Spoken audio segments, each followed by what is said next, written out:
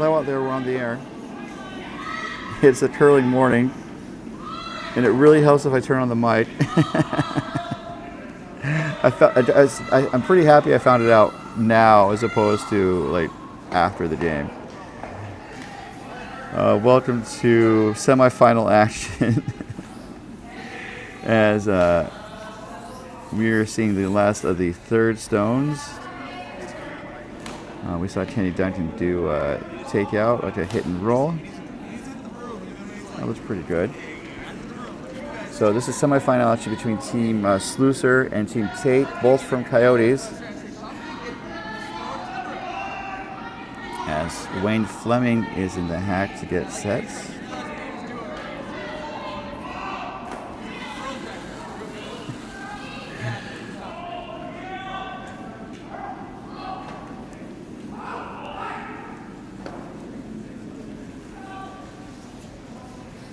Looking to, I think, hit and maybe roll under. I was trying to roll across. And that's going to settle into the back to the playing sheet. Could have spun back to touch the rings, but it did not. So thank you all for tuning in this morning.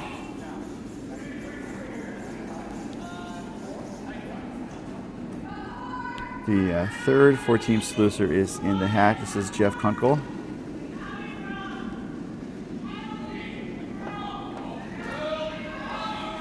I think just maybe trying to draw around the corner guard that's covering about. It's a very thin, very thin side of the left side of the sheet. Looks like it might get to the top of the house. Actually, it does not. It provides two corner guards for Tate to try to draw to. There's also the right side. There's a little bit of backing with the stone that just went through the rings. That's part of the hit and roll.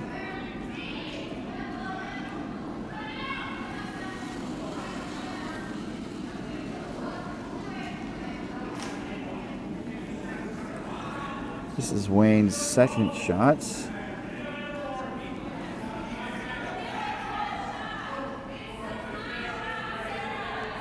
And Slusser has the hammer to start this game.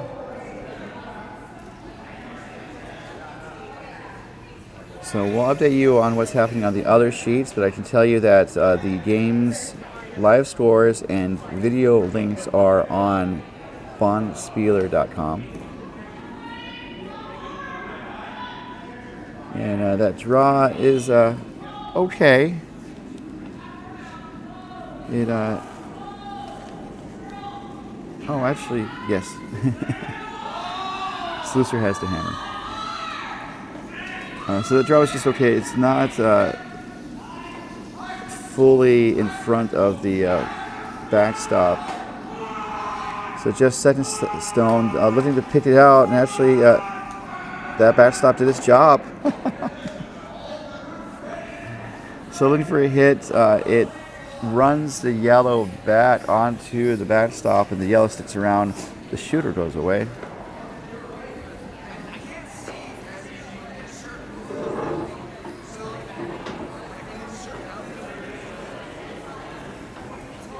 So we are to the stones of skip. And a little birdie told me that it was Sean's birthday today. So happy birthday to him. And by a little birdie, they actually sang happy birthday in the warm room yesterday. As he gets set, looking to draw in front of that yellow in the back 12 foot.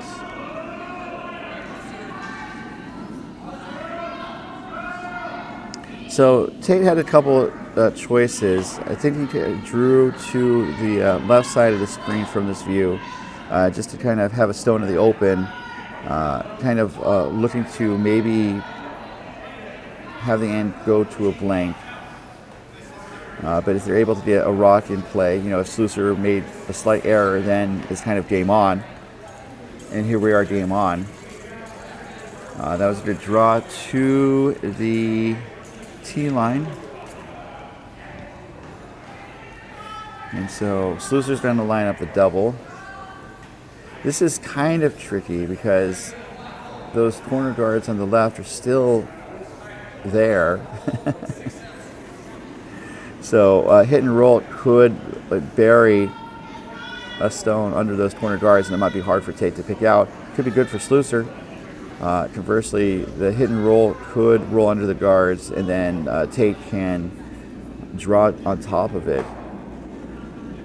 In either way, kind of looking towards a blank, but looking for ways to not make it a blank.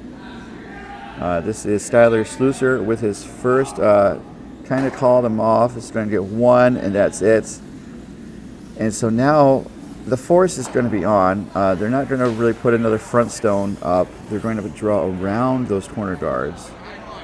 Possibly. They're kind of looking, okay, they're looking at the line for drawing around the corner guards. As Sean Tate makes his way down the way.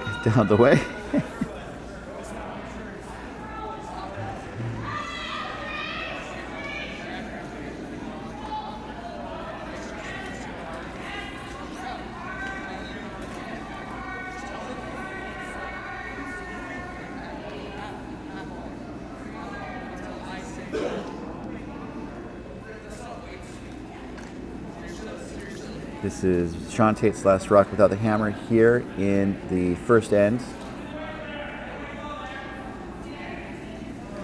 Looking to draw around those corner guards. Even if it doesn't get all the way around, I think it's not too bad. They just want to make sure they stick around though. And this looks like it's going to go to the back of the house. And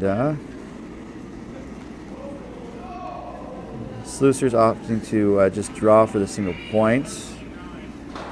It was in a position where they could do a thin double, hit the inside of the stone on the left, and roll to the right. They don't need that, so they're going to just draw, which makes sense.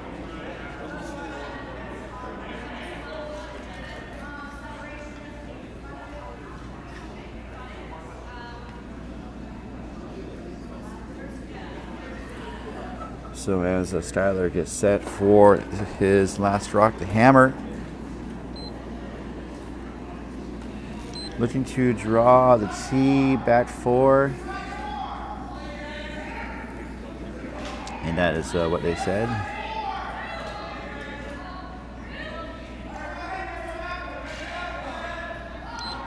Time-wise, 14:66, so that does look close to the target weight. And that is going to be about tee line, which is all they needed for that single point. So good for Skylar Sluicer to score a single point, but Sean Tate was efficient in forcing that single point. Pausing the action, we will be back as we continue with our coverage of the 2026 DoubleTakeout.com MoPac Championships, coming to you live from Coyotes Curling Club in Tempe, Arizona. And ongoing coverage of this event is being brought to you by DoubleTakeout.com.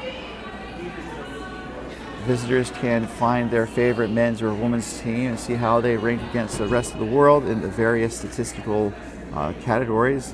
More information at DoubleTakeout.com.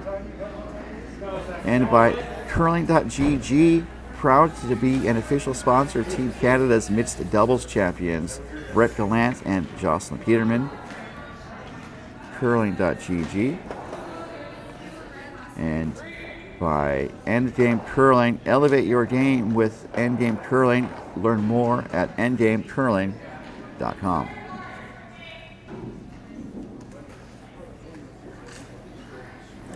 And we see the lead for Team Sluicer. Matt O'Brien delivered the first rock of the end.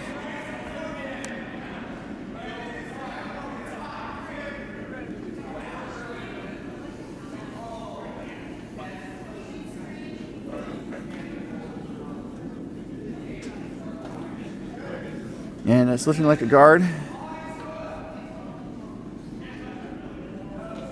Never a doubt. I say never in doubt. These teams are almost as likely to draw into the arenas as they are to put up guards. It's been fascinating to watch as we see the lead for Sean Tate. Brendan Folan deliver his first rock of the second end.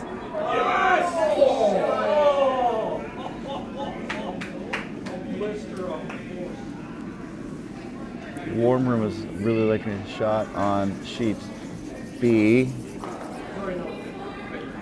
And that draw around by Brendan goes to the back 8 foot, fairly well buried.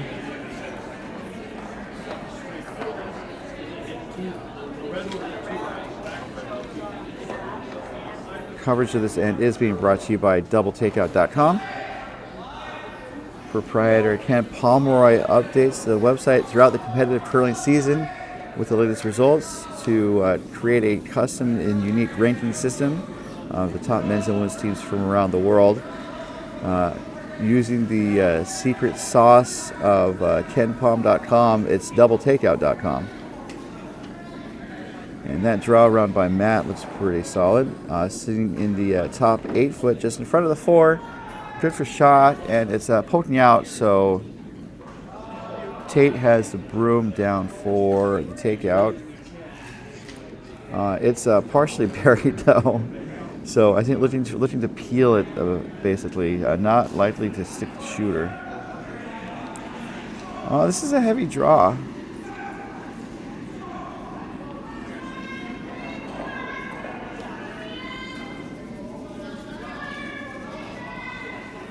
I say heavy draw, this is just a draw. I'm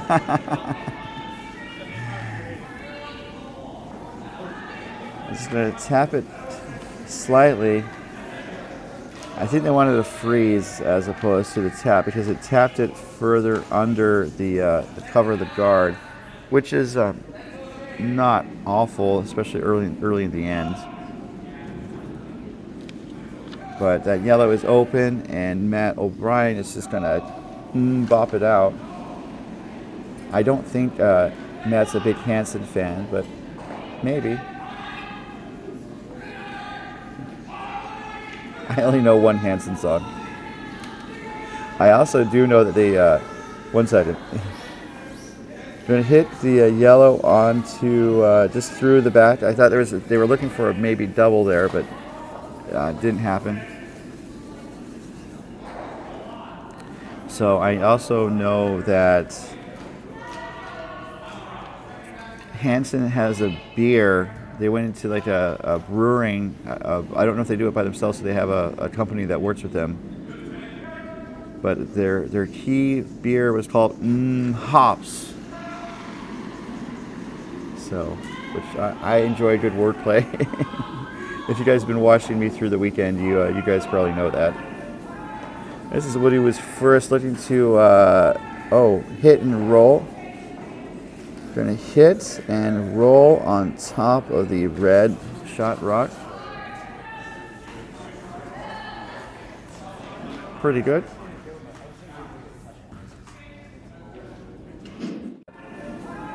This is what he was first looking to, hit and roll. Going to hit and roll on top of the red shot rock. Back to live action, and Kenny Duncan is going to draw.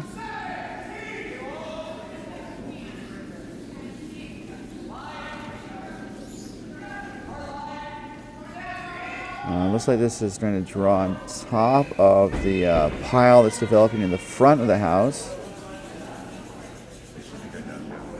And so,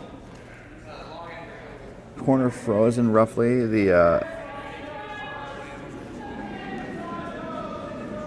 Trying to think about who the pile favors right now. I think it might favor Tate, as if he bops the line right now, he's going to get both reds moving, and the yellow's probably going to stick around for a shot, as he has the broom down for Woody second.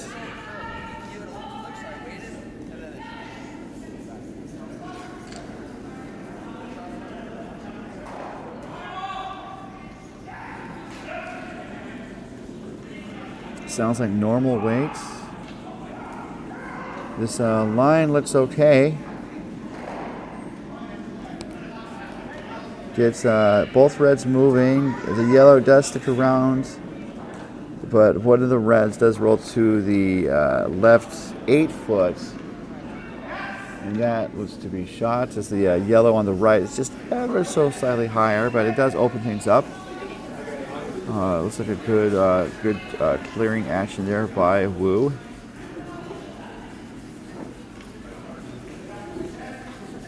So the broom is down, looking for a possible double with Jeff Kunkel's first.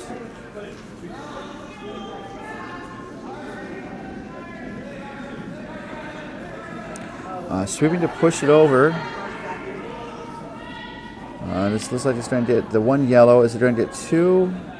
No, it does not. It didn't curl enough. They're trying to push it over to get just a little bit more curl to get the run back better online. Still gets rid of one of the shot stones, or one of the stones in the rings. And now Tate has the broom down to take out the shot stone. I think maybe roll towards the middle. This is Wayne Fleming's first.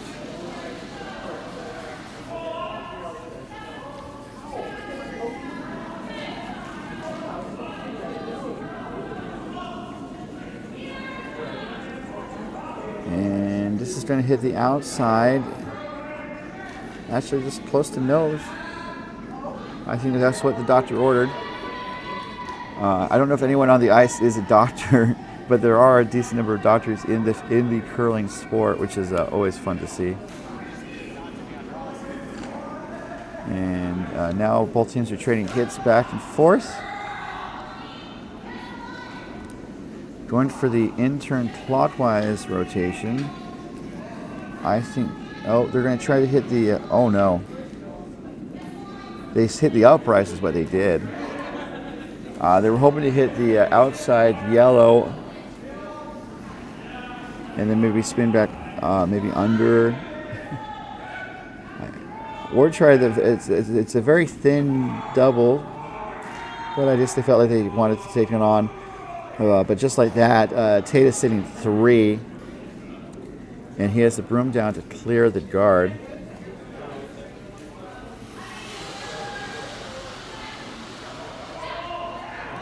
With Wayne Fleming's as second stone.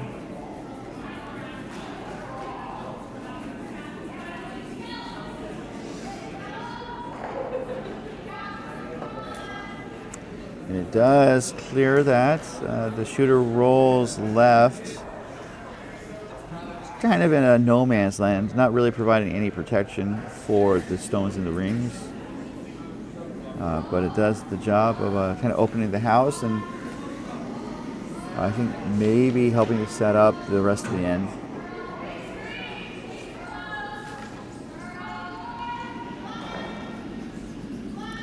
So the broom is down for Skylar Slusser.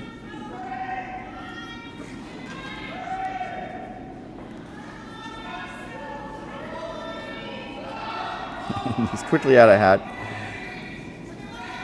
Looking for that in off again. And he gets in, but not the off. You guys know what I mean. It does clear one of the 3 Tate rocks in the rings. So now Tate's looking for a place to put a third rock to try to lock down a multiple point score.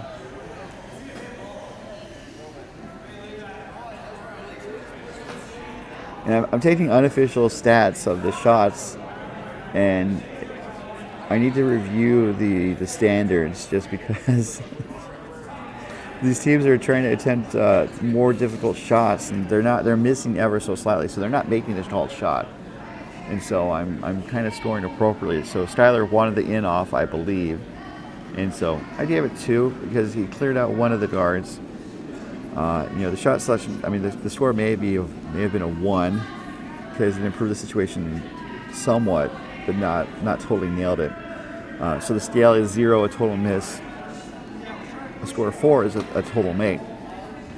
And then the the various numbers in between are for the different levels of how well the shot was made. So that is my conundrum this morning. As Wayne has the broom down for Sean Tate. The first end here, sorry, the second end, the first shot of the second end. Looking for a smooth delivery for Tate. Looking to draw, I believe, around the corner guard, the front guard. It is going to actually tap the yellow up into the rings. And that could have been the call, or it could have been planned. Just based on the weight, I think that's what they wanted. So they're still sitting, well, they are sitting 3 once again.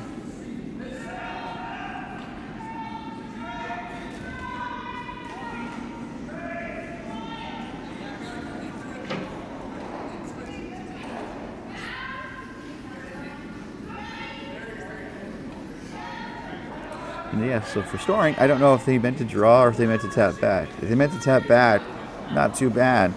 If they meant to draw, that shot was not made.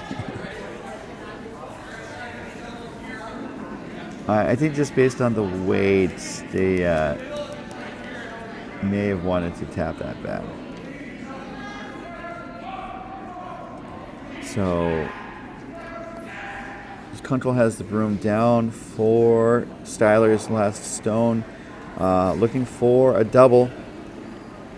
Looking to hit the outside yellow and spin back onto the yellow in the back 8-foot. Can get one, taps the other one, but not enough.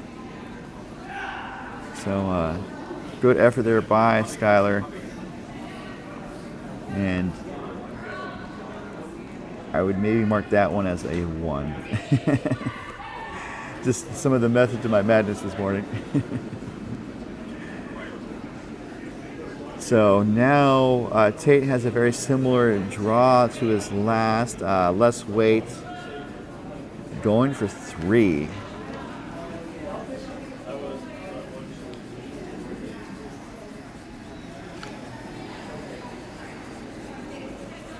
Pretty well played end. I think part of how Skylar Slusser got into the situation was that he was going for hits and just missing them ever so slightly, and that allowed Tate to keep putting rocks into the rings.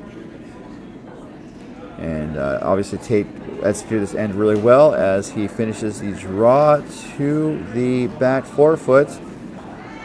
Count them up. That is a 3-spot for Team Tate.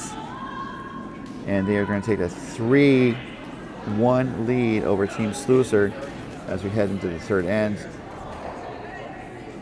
As they take a pause in the action, let's go around the rings and let you guys know what's happening on the other semifinals in play this draw.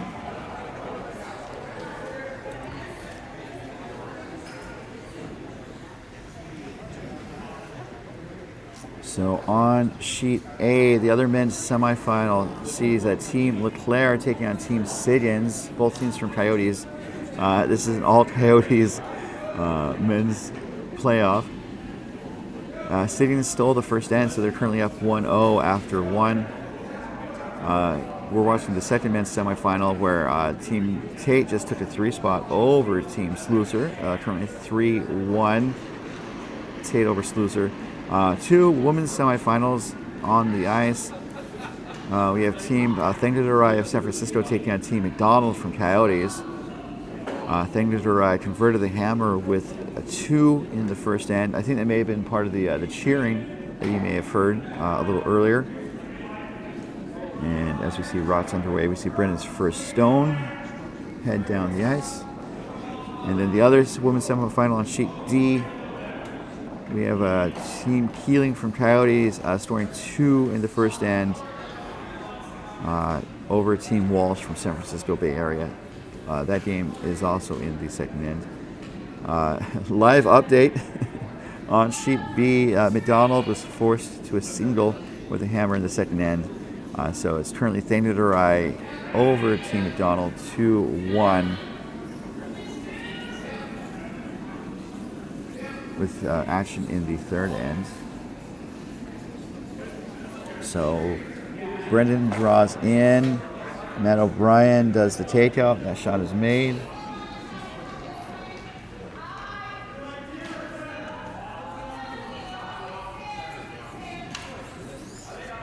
And coverage of this end is being brought to you by Curling.gg.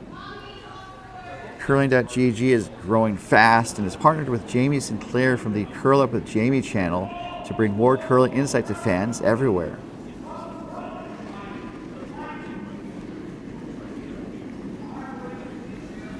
So looking for a hit again. And that's going to hit and going to roll out.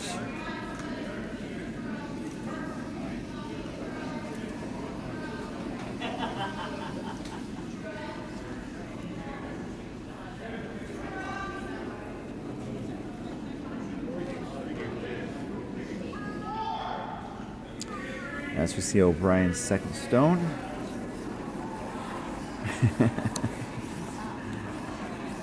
Just again thinking about how I wanted to just like shout Matt O'Brien's name like Conan O'Brien's announcer back in the day, Joel Goddard.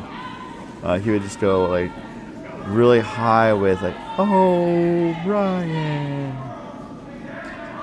And obviously I'm not going to shout it because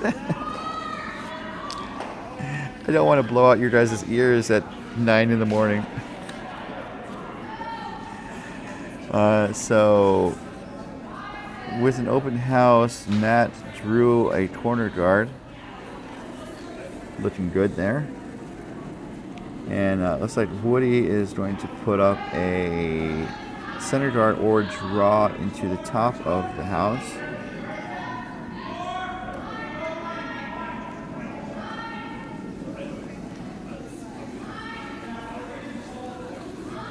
And this looks like, look, they want it in the rings. Based on where the broom is, they want it to be above the tee line. They want it maybe a little further to the right, but not too shabby.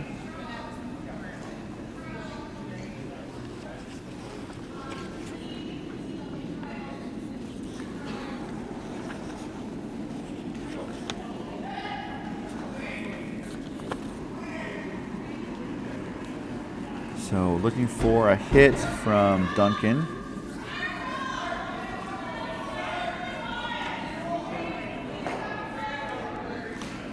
And that hit is indeed made.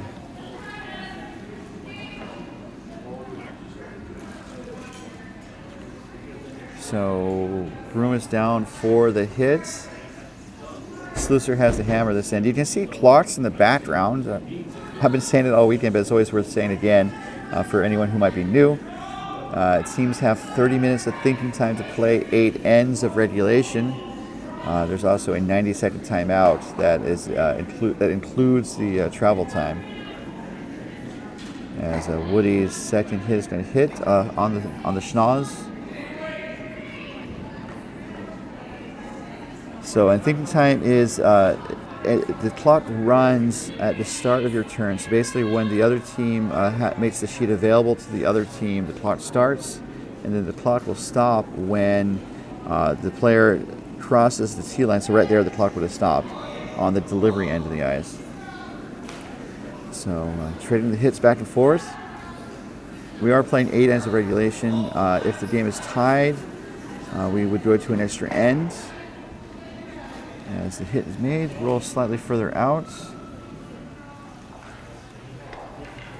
If the game does go to an extra end, there is additional time for thinking time and an additional timeout. That timeout and time overall is separate. It's exclusive of the regulation game. So you can't think time or a timeout during the regulation. Say, oh, we have like 80 minutes. We have 15 minutes of thinking time in the extra end. It doesn't work that way. I'm sure an entrepreneuring Skip may have tried to make that argument back in the day. That could have been me as well. So Fleming looking for the hits and rolls wide and hangs on to the very edge of the sheets. Not a bad shot.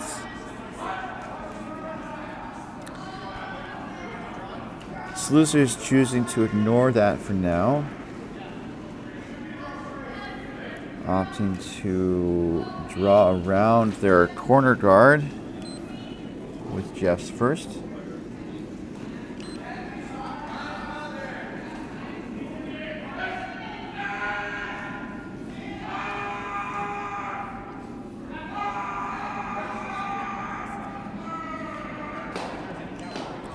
So 1359, this could be a little heavy. I think maybe going to the back 8, if not further.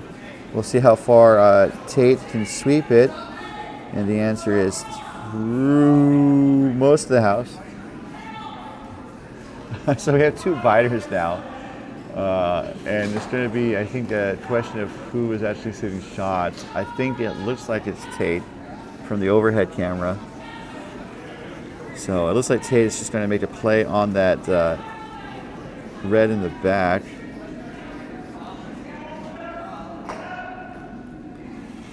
So I think that the draw did not go where Sluicer wanted it to. I'm looking to take this stone out and stick around. Looks like it's over curling slightly. And it does hit and roll away. So the shot was successful. And I don't think they were, I mean, I think they would have liked to have stuck around. Or maybe not. I'm thinking about it in my head. A rock that far back in the rings that probably doesn't help them too much. And so Sluicer is going to have Jeff try that draw again. A little less weight, a little less ice.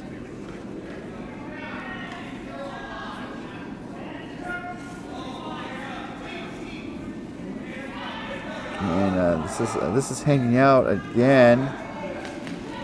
Oh, it's starting to finish though pretty nicely, and Sluicer really wants it buried. And it's nice to want things. I don't think he got what he wanted though. So that rock is exposed, and so now Tate could just tap that out, tap and roll slightly, kind of bring that corner guard into use in favor of Tate.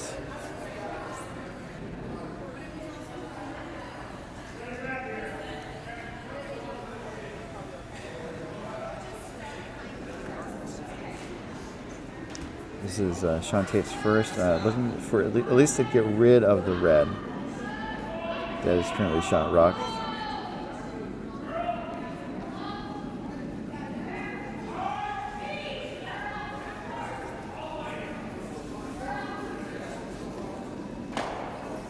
Hits, and it's going to roll actually away. I think that makes sense.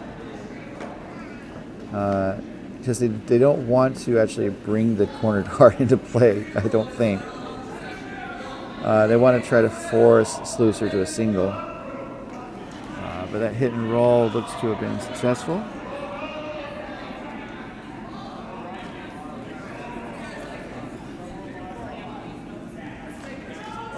So currently Tate is sitting 2. The shot rock is the yellow in the back 12 foot. There's a biter on the right edge above the tee line. Sluicer is looking to make a play on the corner guard on the left side of the sheet as he gets sets.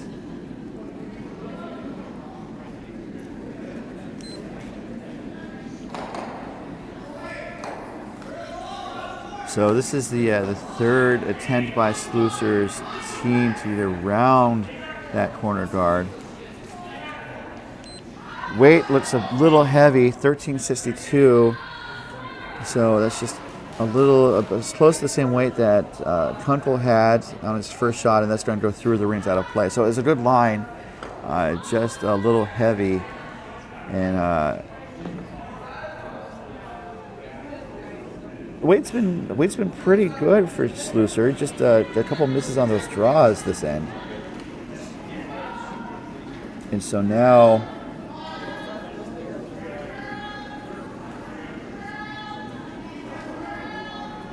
It looks like Tate is going to put a tempting target in front of the 8-foot, I would believe.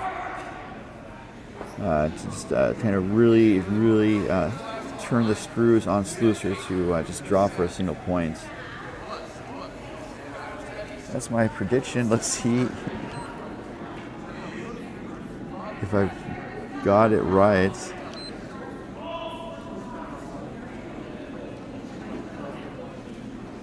And so, yep, Fleming has the broom right where I thought they were going to put it. It's nice when I can tell what they're doing. I missed the clock. But this looks like it's it looks like it's really close to what they wanted.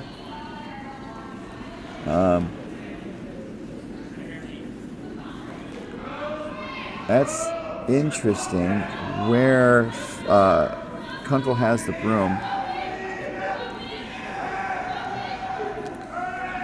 it makes it look like they're going for a hit, and they're going to need a slight roll, I think, to make sure that they're shot. Because if they're a little high, it's possible maybe that the back yellow could come into play. I'm not quite sure.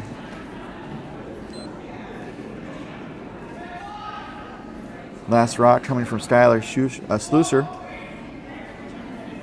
Almost said Schuster. And this is going to be a hit and a slight roll. And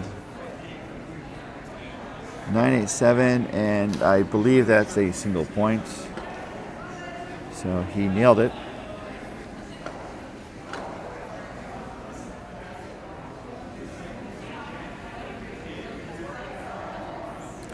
So teams will take a 1-minute break, and we'll take a pause as well. We'll be back in just a moment to the 2026 DoubleTakeout.com MoPac Championships.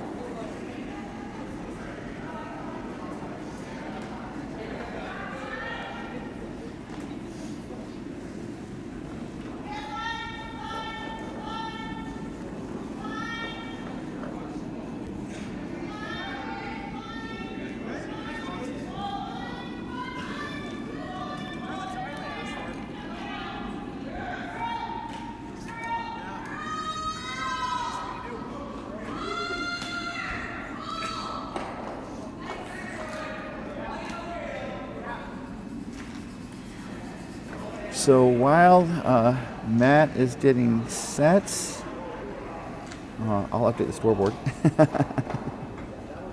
Currently 3-2 in favor of Team Tate. We're to the fourth end, just like that. It's crazy how fast time flies. Curling is not necessarily known as one of the most high-intensity sports, but first impressions may be deceiving. Just in terms of the pace of the play, we're not crashing the crease like we would in hockey, or running to the end zone for a touchdown. But there's every shot. There's always something to play for with every shot, really. And team members, they had to give 100% of their shots, but their shots are only 25% of the end.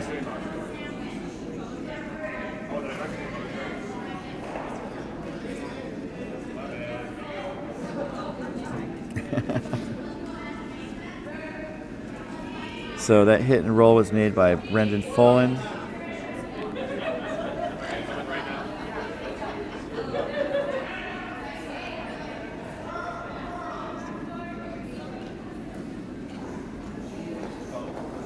And Matt's going to draw. And the other thing about this game is that the sweeping is high intensity. So when you're sweeping, you're going all out.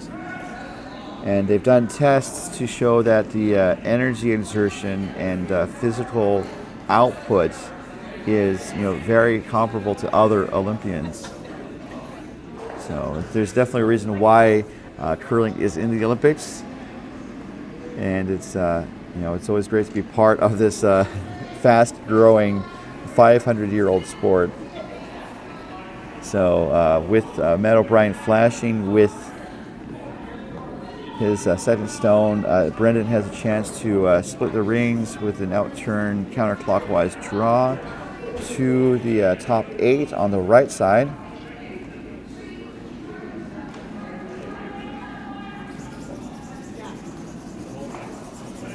And this is going to go back 12 foot, maybe a little deeper than they may have liked.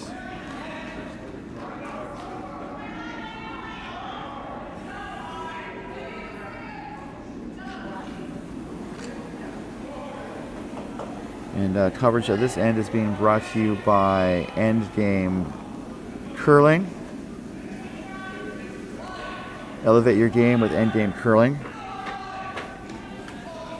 Looking for the hit in a roll. Just pretty nose hit though.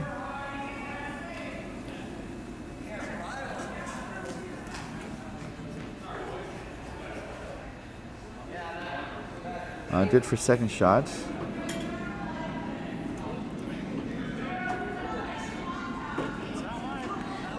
Elevate your game with Endgame Curling. Reach the next level with Endgame's leading edge curling brooms and accessories, including carbon fiber brooms with either a 7.5 inch or 9 inch head. Endgame's no slip silicone grip sleeve gives you unparalleled connection to your broom, and Endgame's unique 3-piece travel handle makes traveling for curling easy. Learn more at endgamecurling.com.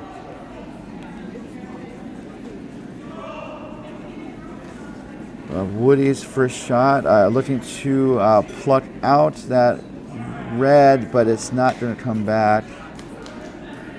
So both teams have had problems doing takeouts on the wings, and I wonder if it's the stones are just not curling as much as they were hoping, because that's 2 flashes this end, 1 by each team, and so now Skylar has the broom down to take out the shot stone in the back 12 foot.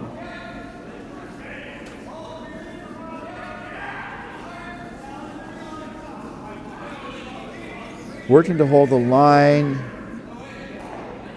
It's going to hit and it's going to roll slightly towards the center. So Tate has the hammer this end. That was a good hit and roll there by Duncan.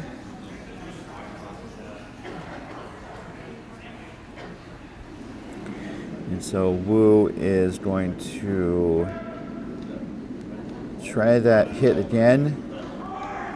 A little less ice. Let's see how he pushes out a hat. If he's on line, it was a smooth delivery. And they're working to hold the line. Looking for a little roll. They are trying to get that roll. To the center and just to the right edge of the 4 foot. So that was a good recovery for Woody after missing his first.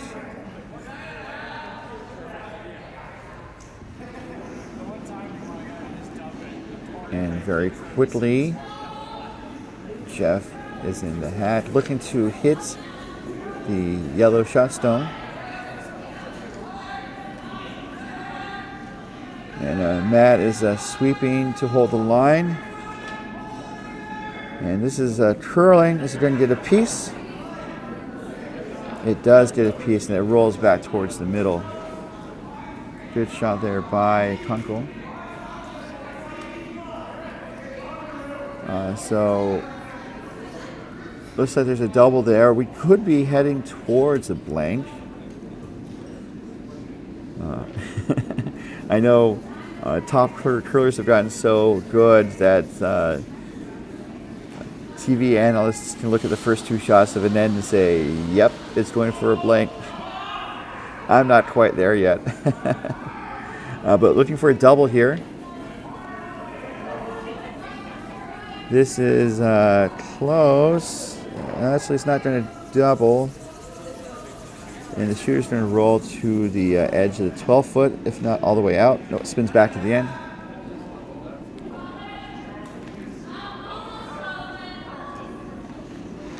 So I think they would have liked the double, but over curled on them. So now the broom is down for another shot to the wing. So let's see how Conkle handles this shot wide.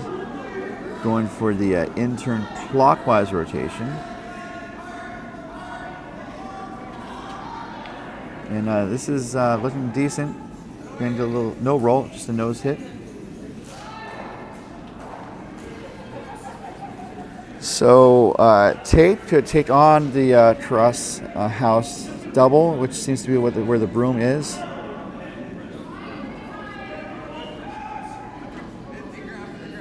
Both teams here are playing for a spot in the finals. And what's on the line if you win is the MoPac Championship, which includes a very nice banner. But it also includes entry into the U.S. Club National Championship, which is, I think, set for next spring in Minnesota. So looking for the cross. It's going to hit and go across and sit on top. Looking really nice there. The U.S. Club National Championship, which is, I think, set for next spring in Minnesota. So looking for the cross. It's going to hit and go across and sit on top. Looking really nice there. So back to the live action as Skyler is looking to throw a missile down the middle. Looking for some strategic rock defense.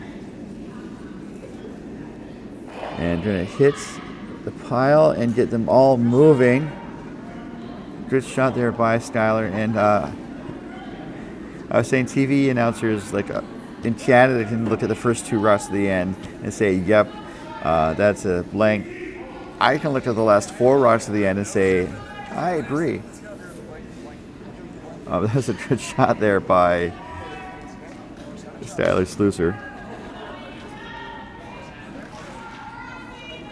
They did lose a shooter, which means that it's an open house.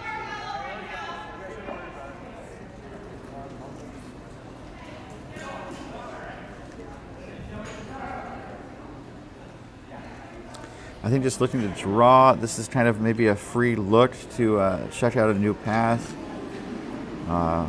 Work on draw weights. It's always good to work on draw weights, especially as draw shot challenge. The last stone draw is a factor in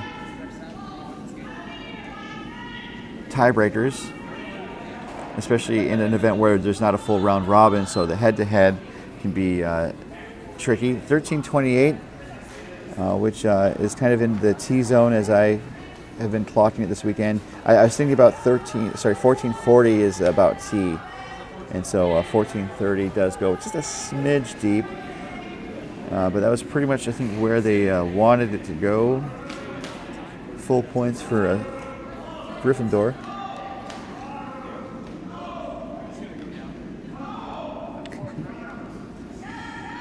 We've not done it this event, but every curling event includes a sorting hat to put each other into their the appropriate Harry Potter house. And I don't want to guess which house people are going to be in.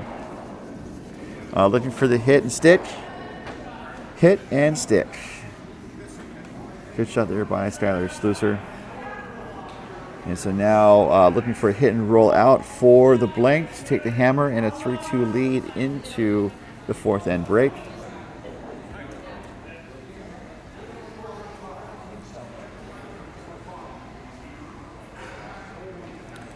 This is Sean Tate, the hammer in the fourth end. Slight wobble, but manages to have a efficient release. Looking for the hit and roll. This is going to hit. And where is it going to roll to? It sticks. So, not the worst outcome. But that could have been what they wanted. Ideally, you want to score 2 with the hammer. but you also want to store in even ends, and I feel like it's coming to conflict a lot during this event, as they had a chance for storing in this even end, and they did, and they're going to take a 4-2 lead into the break, and they are controlling the hammer in the even end. So ideally, it's coming down to like scoring opportunities. So blanking the end would have allowed the scoring opportunity to carry to the next end, and but I don't think it really minimizes the scoring opportunities that Skylar has. So that might have been part of the equation about whether to really go all out for the blank or not. So, but we are to the halftime break here at the 2026 Club Playdowns, brought to you on the curling.gg network.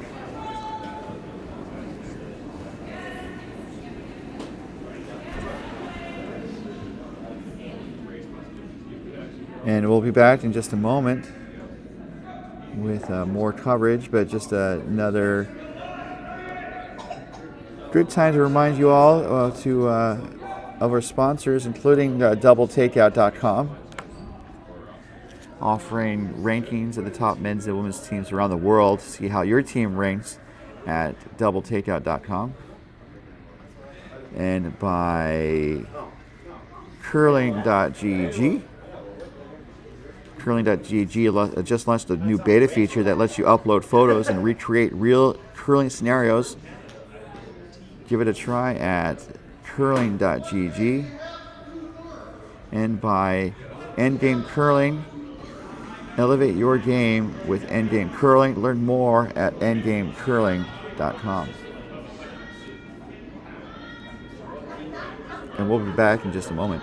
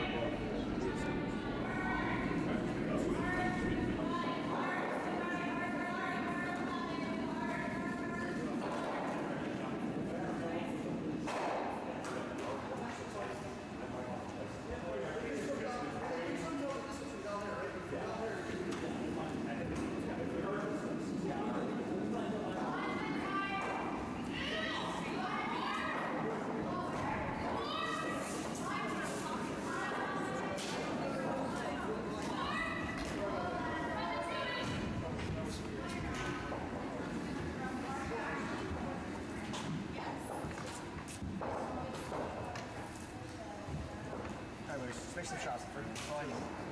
Give me something good to shoot at. I want to be shooting for something big. Even if it's risky, give that to me, and I'll make it for you.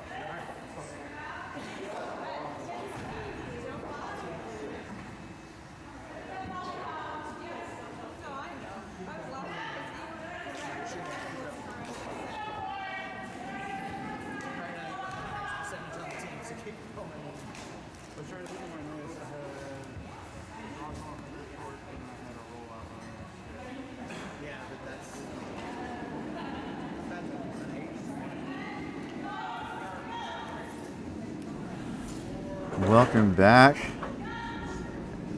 You are watching the 2026 doubletakeout.com MoPac Championships. This is your host, Ryan Olson. and I've been here the whole time. Starting the fifth end with a 4-2 game in favor of Team Tate. The winner of this game will advance to the men's final at about 12:20 this afternoon. Championship Sunday is always so much fun, and for a morning draw, the warm room is pretty crowded, which is awesome. As Brendan Fullen put up the centerline guard, and that centerline guard cannot be ticked off the line until after the fifth rock of the end, as Matt O'Brien is opting to draw around.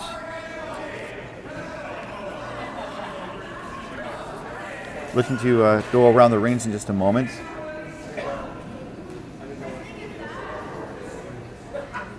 Been a pretty interesting game so far, as Matt's shot turns out to be a guard. And with that, Fullen is going to draw around with his next rock. Brendan has been curling for 4 years. He plays lead, and his name is Brendan Fullen. That's his bio.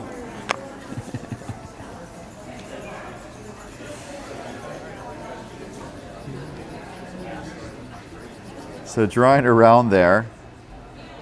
Some of the other players have better bios, or more detailed bios, should we say. That is about 30% buried, and so Matt is going to draw the other side. And so, as I said, more other players have more detailed bios. Some have less, surprisingly, as Slusser did not provide bios. So I just have their names.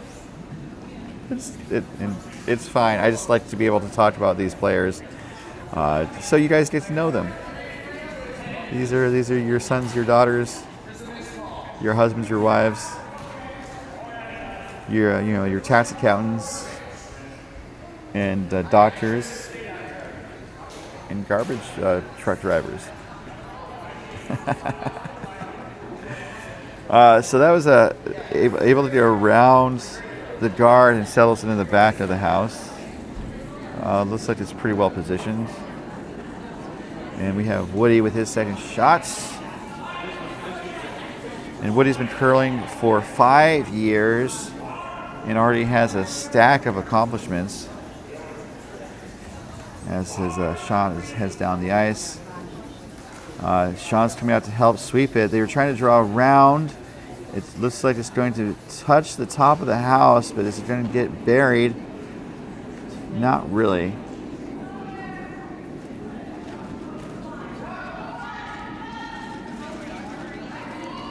Not too shabby, though.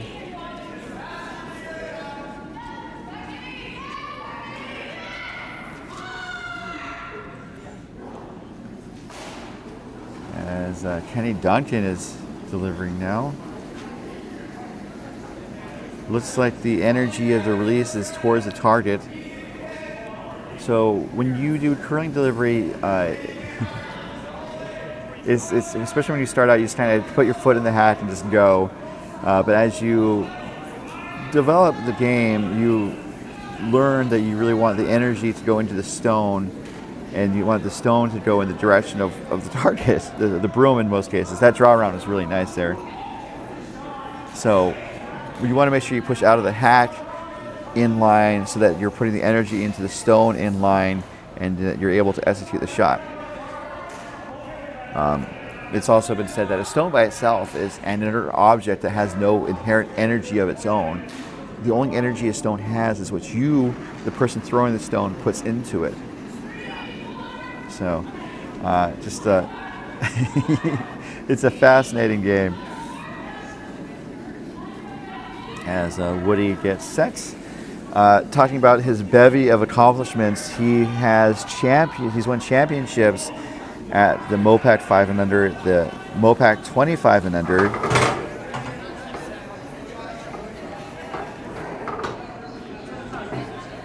So that does peel the guard.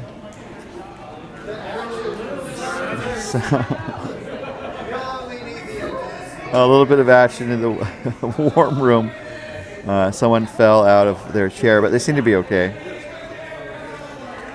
So champion of the Pacific Northwest 5 and under, lots of 5 and unders.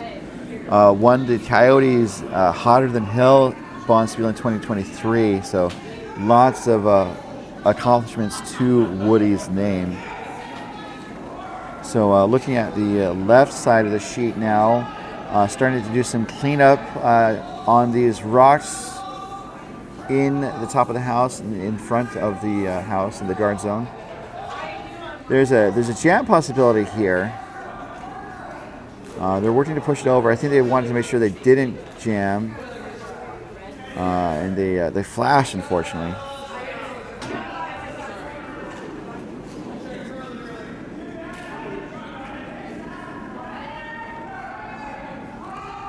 So Wayne Fleming gets set. As he gets set, let's go around the rings quickly and let you guys know what's happening. These scores are being posted at Bonspieler. They also include the video links to all the sheets. Thanks to Coyotes' upgraded streaming in the on the ice. Really nice. And lots of super close games, as you might expect. As we watch Wayne's shot here, looking to.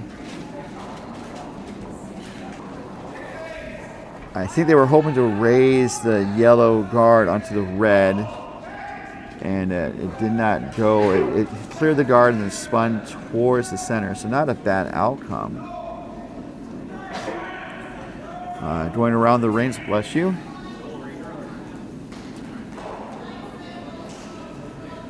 Tied game on sheet A. Score just posted after the fourth end. Siggins was forced to a single with a hammer. So he's currently tied with Leclerc 3-all at the fourth end break. Fifth end is already underway. So after not doing the takeout, they're opting to kind of do like a tap, it looks like. And the tap does raise the shot zone to the edge of the 4 foot where it's accessible. The shooter rolls wide to the left. So it looks like a really good outcome. Sheet B, the women's semifinal, is a team Thing to Durai of San Francisco up 3-2 over Team McDonald. Close battle right now. And then the other women's semifinal on sheet D, they are tied after 4. Team Healing was forced to a single with a hammer in the fourth end. And then Walsh from San Francisco has the hammer. All tied at 3 after the fourth end break. So after some talking, it seems like the broom is down for bopping out the red that is in the top 12 foot. This is Fleming's second stone. Wayne's been curling for 17 years. And he doesn't look like he's curled a day more than, I don't know. Doing an age joke, but it's not necessary. Because also, if you do an age joke, it makes it sound like he's inexperienced, and he's not inexperienced. He's had a lot of great years under his belt. Curling for 17 years, went to Arena Nationals in 2013, and then has gone to club playdowns here, or at various MoPac venues, starting in 2012, and then straight through this year, with a couple years off around 2020 and 2021. So we have Kunkel with his net stone. That clearing stone by Fleming was really nice.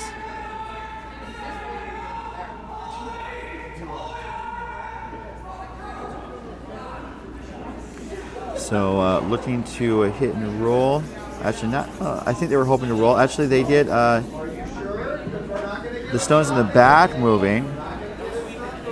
So right now, Sluicer's sitting 2. one on the edge of the 4-foot, the other on the solid 12-foot on the left side of the sheet. And then Tate is sitting maybe shots on the very edge of the house. So Tate is looking for hit and roll, but this could be an opportunity for Slusser.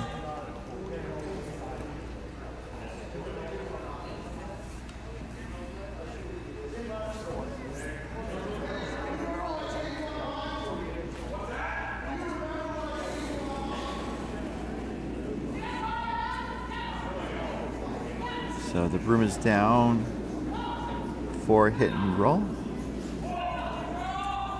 Sean Tate's been trailing for 22 years.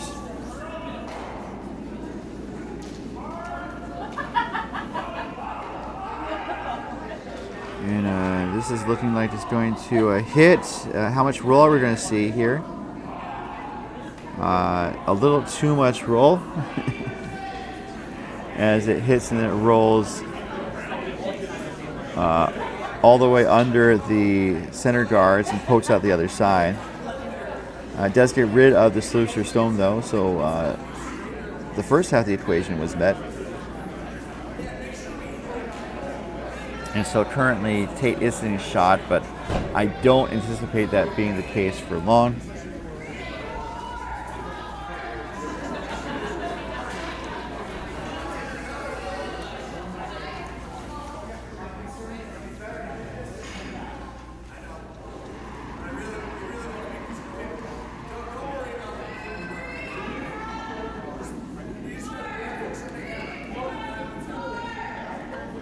So they are talking about the shot. He really wants to get a little roll.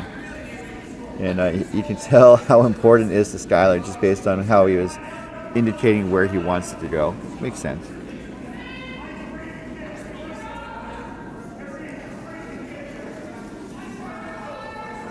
So the broom is down, looking for a hit in a itsy bitsy roll towards the center under the cover of those 3 yellow Tate stones.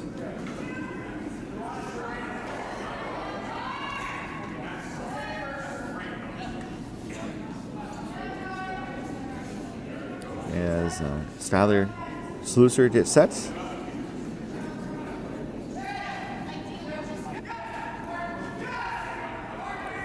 Looking for that hit and a slight roll. And this looks like it might be on the guard. It was on the top guard. Oh, it almost came back. So that was super close. And so now Tate's just going to close the door. And doesn't want to set up a run back. So the momentum is shifting slightly back towards Tate this end.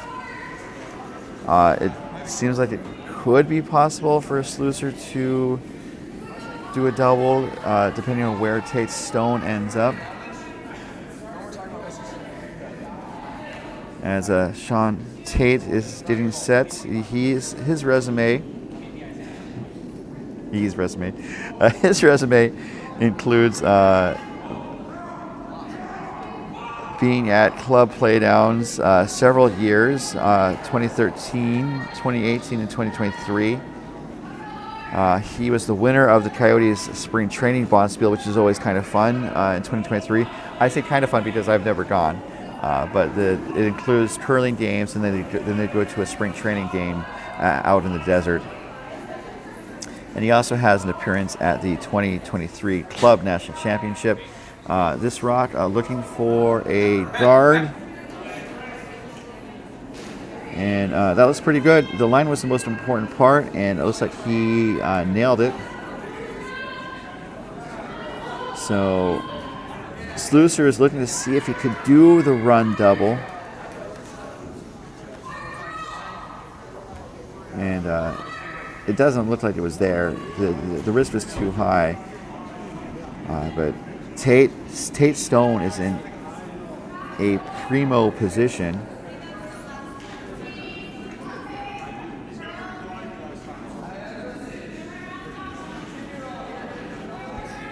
as Sluicer's going to need a bite of the button to score here.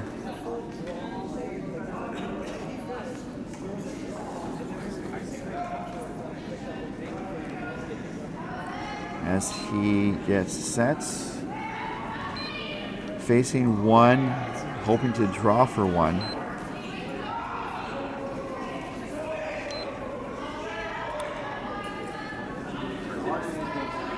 So the curl seems to be a little weight tolerant or weight sensitive. So the lighter you are, it's going to curl more. 1460, so that seems to be close to the target, kind of based on what I was thinking all weekend. And it is there, I believe. And both vice skips agree. A score of 1 for Skylar Sluicer. That was super close though. But he made the draw, thanks, I think, with a good help from the front end sweepers. He draws within 1. The score is 4-3. The 6th end is coming up next.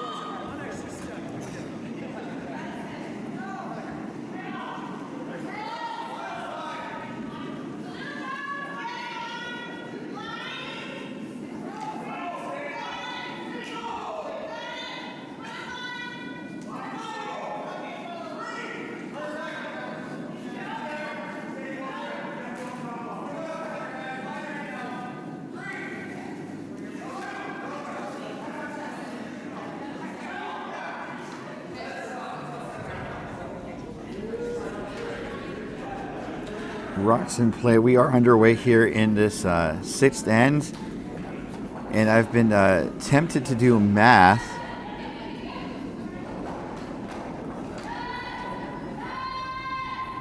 As you see, Brendan's first stone. I say tempted to do math because I've been keeping stats, and I've always kind of said I don't have time to do the math, but I'm going to do the math today.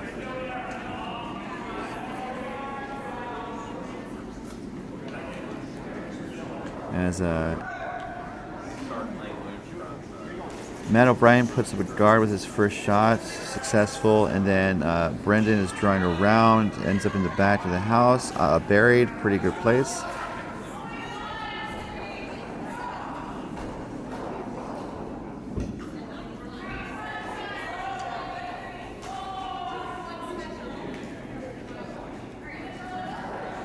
So keeping stats. Rating shots on a score of 0 to 4, 4 being the shot being totally made, 0 being a total miss. I kind of calculated Matt O'Brien as being about 88%. Thinking I got all the shots in. He's had mostly draws. He missed on a takeout in the 4th end. And been pretty solid all around, reflecting the 88%. And we saw that with another guard being put up. And so we're going to see Brendan Foland look to draw around again. And so for Brendan through 5 ends, I missed a shot, so I adjusted it appropriately. But it looks to be about 86%, maybe a little higher if he made that shot I missed. This draw round is finishing pretty nice, especially around that guard that was just put up. Let's see how it looks. So it looks accessible. It looks like it's about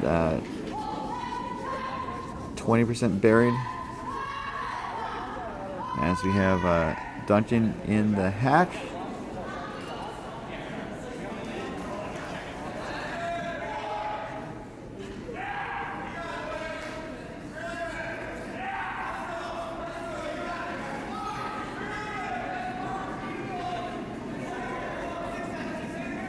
This is looking pretty good.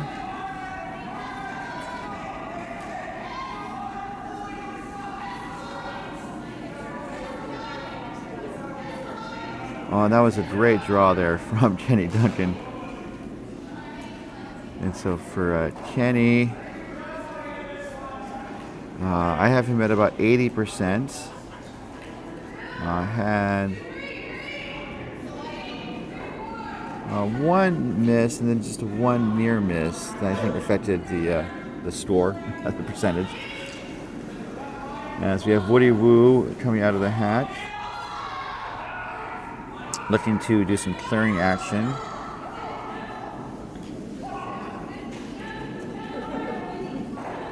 And it's trying to get one, and it taps the yellow up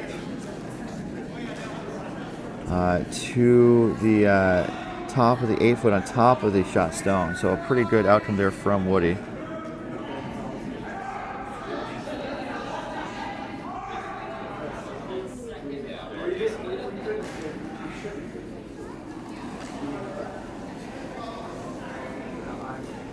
As Duncan's second rock is away.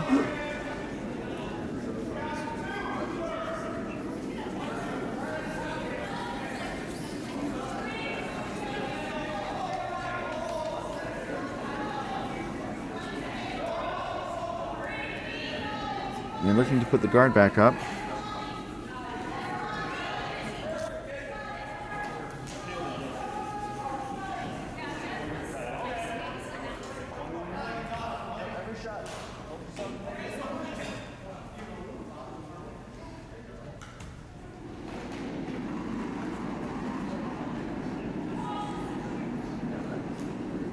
As Woody's going to do the clearing action once more.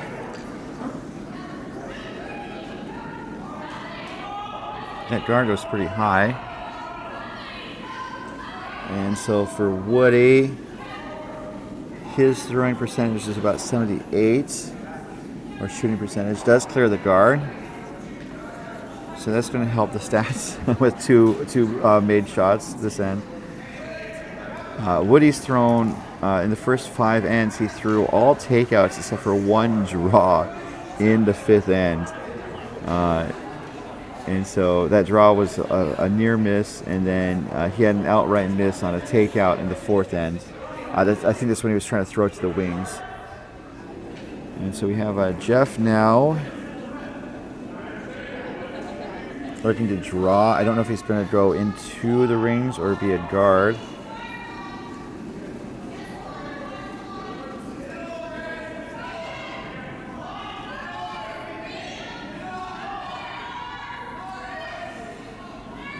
And this is coming up a little light.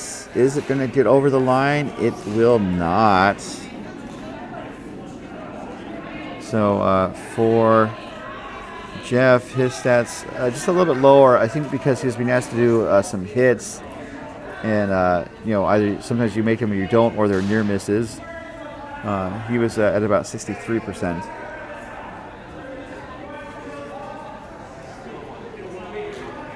And so now with Fleming in the hack, Tate is looking to clear, but Fleming's talking about it. They're running a little tight on time. They seem to be on target though. They have 11 minutes.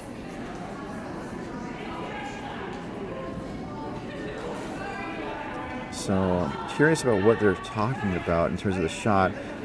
I think they are maybe thinking about the best way to clear those guards. Tate has the hammer, but Sluicer is sitting shot buried on the top of the 4-foot. And so Tate, I think, is looking to open things up to try to have a chance to score multiple points. As Fleming Pushes out from the hatch. Looking to clear.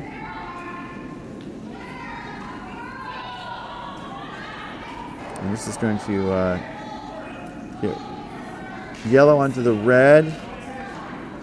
And then the shooter sits around, but the yellow and the red that were struck go away.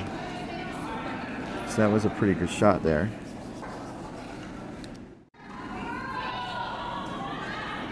And this is going to get yellow onto the red. And then the shooter sits around, but all right, back to the live action because Kunkel's shot's already away.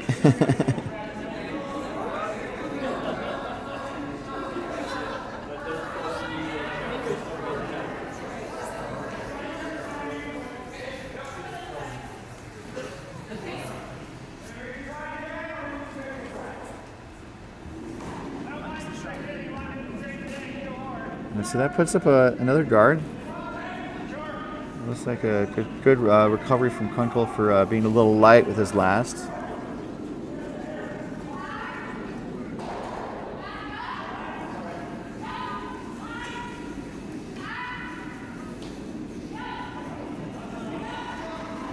As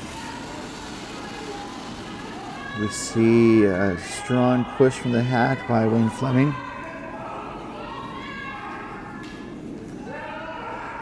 Looking to clear the guards again. You're going to get 1, 2 of the guards moving. It does open it up. The red guard goes away. The yellow guard that got struck goes to the right wing.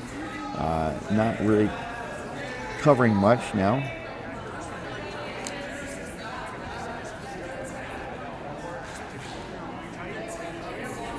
And so we are to skip stones.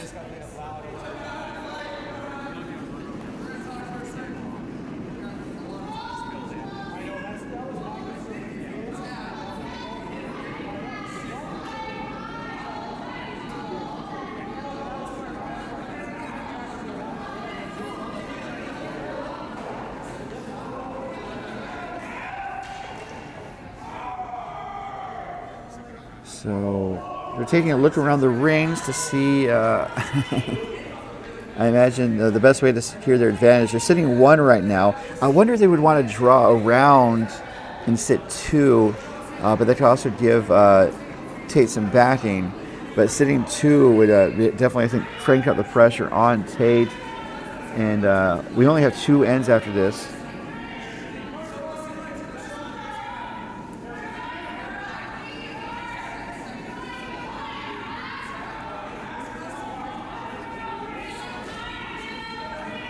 And so it looks like he wants to prevent the tap back, which also makes sense. You can see him like slap the broom on the ice, saying he wants a guard right on the center line to prevent that tap back, or to make that tap back harder, because it would become like a run double at that point. And that seems to be the shot they agreed on. And I think that's a totally fine shot. And just thinking strategy-wise, I thought about why not draw around now. If he does make the shot and guards, he could draw around for his last, depending on how it goes.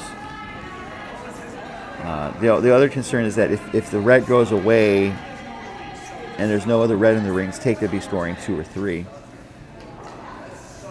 in the most likely scenario. And so as Styler Slusser gets set, it's harder to score skips because sometimes either you make the shot, it's 100%, or you don't, and it's a 0.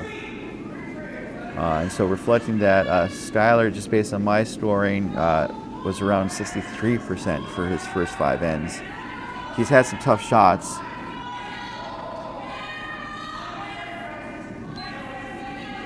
And I think that's close to guard weight.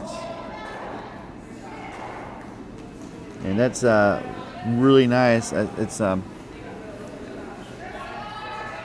online for the double takeout. The other team, by putting that guard there, though, just looking at it, is that if Tate runs that red back, that does put another red in the rings. So, I think Sluicer kind of establishing control at the front of the house has been working for him this end. It's kind of forced Tate to use a lot of stones to clear out the front to try to create the scoring opportunity. Fairly well played.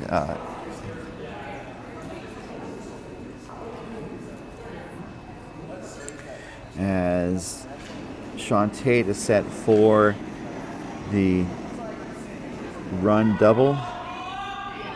Not technically a run double, but it's a raised takeout.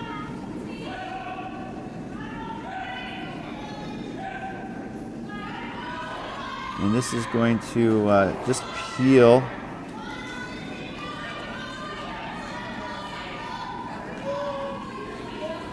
And so I'm not sure, just based on where the broom is, they could be going to put another stone in the rings or just put that guard back up.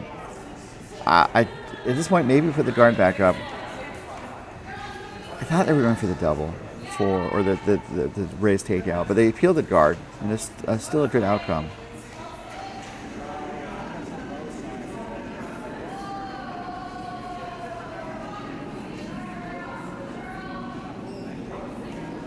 As Skylar gets set.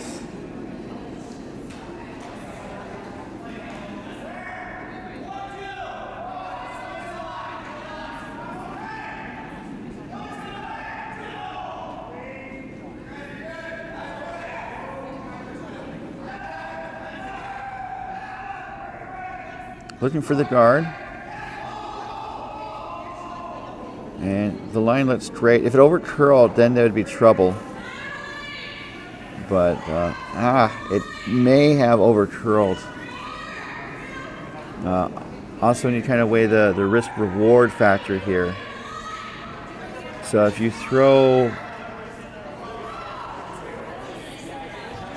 They're looking at doing the run back. I was thinking also if you do like control,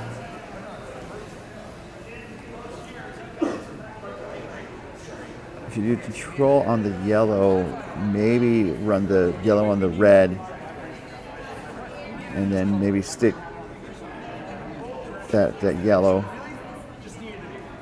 It's tricky. I don't think the run back is the best. And then Sean puts the broom on the ice and says, "We're just going to draw." Which makes sense. It definitely that maintains their control of the scoring opportunities in the even ends. So right now they have 2 scoring opportunities, and they're going to cash in on the scoring opportunity here, even though it's for singles. But sometimes, if you get singles and the other team doesn't get multiple points, then you have a really good position to win. Timeout on the ice. So they're coming down to talk about it.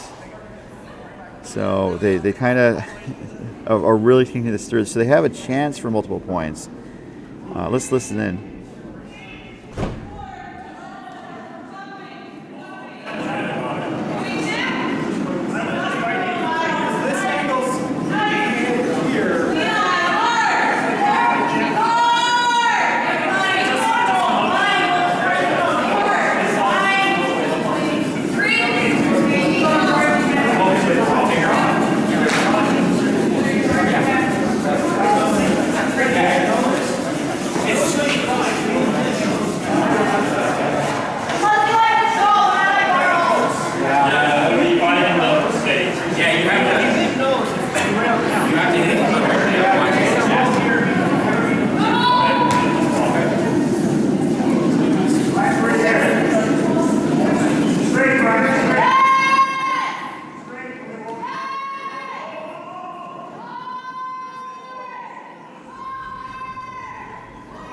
So after a lot of discussion, I think they were thinking about seeing if they could do the run back, but I think they decided that the angle's not there, and I would obviously agree. I'm in the warm room. I'm not on the ice. So looking to draw here with Tate's last. I think it was a good use of a timeout just to make sure the entire team is on the same page for a shot like that, and you don't want to leave points on the table, but you also don't want to give up points. So again, going to the risk-reward mathematics that we've talked about through the weekend, the equation did not math, as it were. 14-10, so the weight looks pretty good for back forefoot. It needs to sit down, and it's going to sit down right just below the tee line. Good for a single, so that was a good draw there by Sean Tate to retake a 2-point lead. 5-3 the score as we go into the 7th end of a possible 8 ends of regulation. And we'll be right back.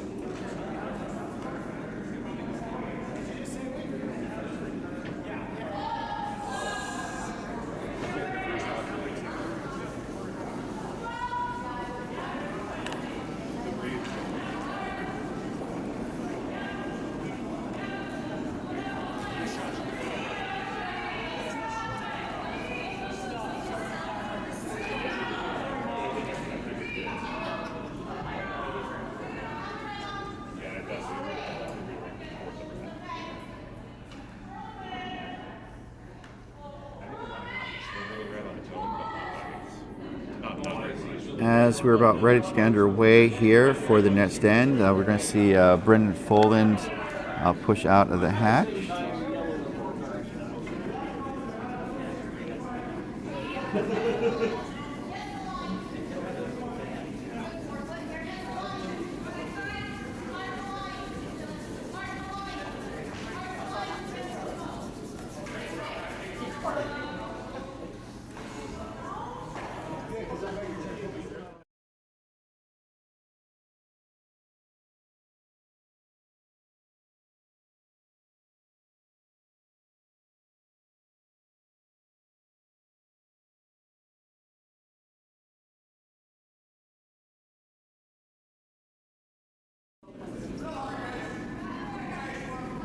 Back to the action. Just trying some different stuff on Championship Sunday here. As Brendan's first stone goes to the rings, and Matt's first stone is a corner guard. As down two, Sluicer is looking to generate some offense here. We have the next threat coming from Brendan Foland.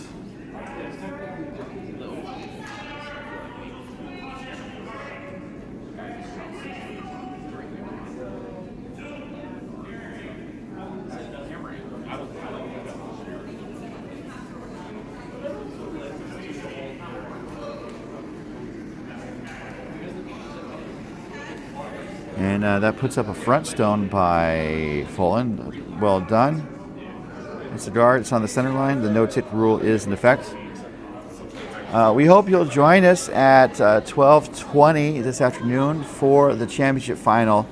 Our feature stream will be the women's game on sheet C, and we will have Coyotes' static camera stream of the men's final on sheet B. We'll also offer live look-ins on our feature game, or on our feature sheets, as we have that ability. Definitely appreciate everyone tuning in this weekend. And that draw around the corner guard was to be fairly successful.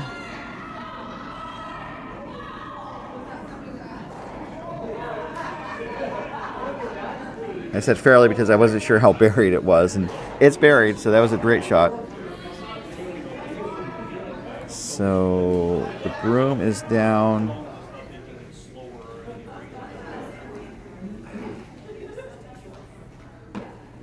for, I think, drawing down and tapping out the red that was just put into the rings. So I think the strategy for Tate is to control the front of the house and keep a clean sheet otherwise. Working to push it over, and looks like Woody's got it. It's going to roll back under the guards and the front stone, looking really good for Woody Woo. I think the strategy for Tate is to control the front of the house and keep a clean sheet otherwise. Working to push it over, and looks like Woody's got it. It's going to roll back under the guards and the front stone, looking really good for Woody Woo. So looking to peel the guard is the first rock from Kenny Duncan, and it does clear one of the guards. Good shot there from Kenny.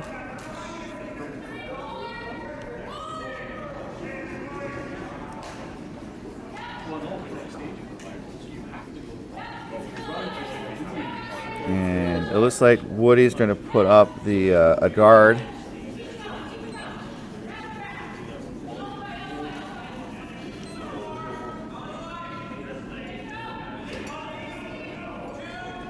And that's where Tate has the broom, looking to put it right on the center line in front of the house. 1644, so that is a guard weight. Looks like a 2 guard, a middle guard on the center line. The 5 rock rule is over, so, and it was over the last stone. So Sluicer can keep peeling guards. But it looks like it's a little exposed on this right side, so Sluicer has the broom for Duncan to hit the stones in the house at an angle.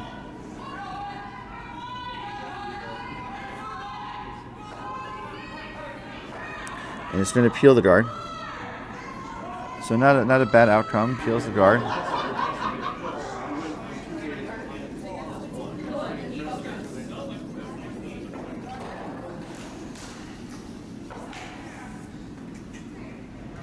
And so with Tate sitting 2, the chorus for this end, the refrain for this end for Tate is guard, guard, guard.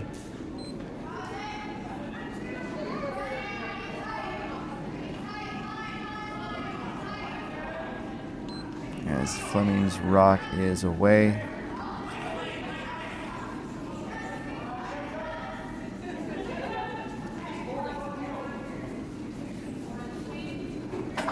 Looking for the guard, needs to go over the line. Looks like it's going to go over the line. Is it how far over to the center is it going to get? And it looks like it's going to get just a little to the right from the center line, so not quite covering the top yellow, and actually the top yellow is exposed. So maybe mark it down a titch.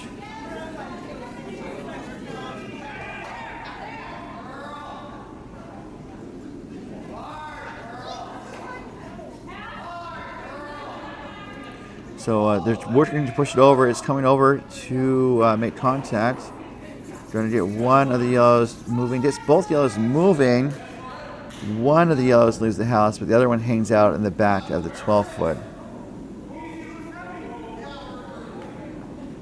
So that guard did not guard the center of the rings super effectively, unfortunately.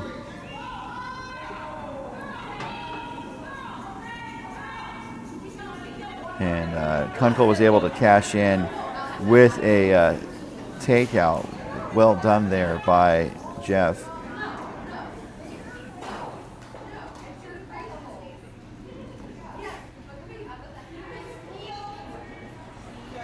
And so we have Wayne with the second shot, drawing the other side of the sheets.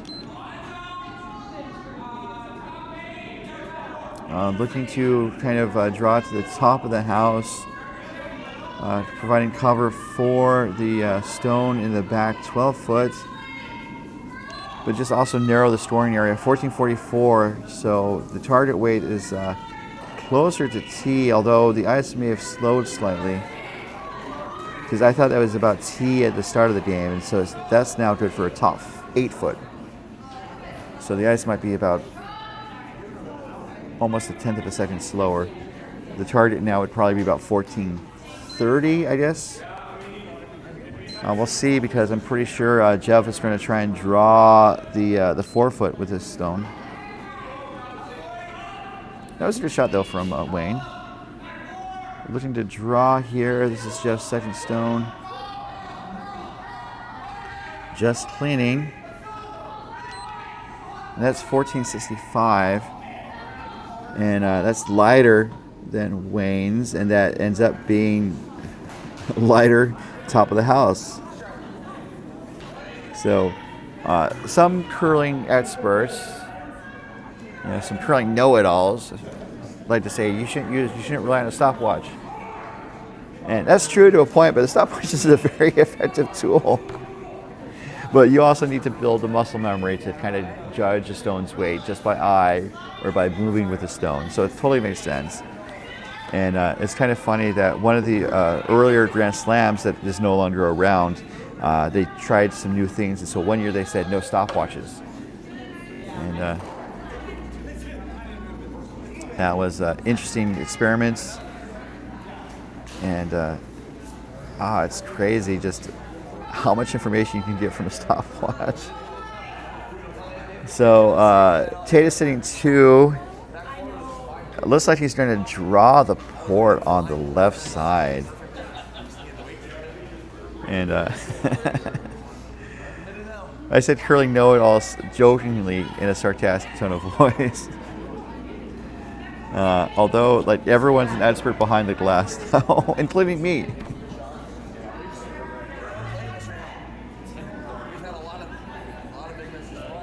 So looking to draw the port, maybe a tap back would be okay. This is Sean Tate's first here in the 7th end without the hammer.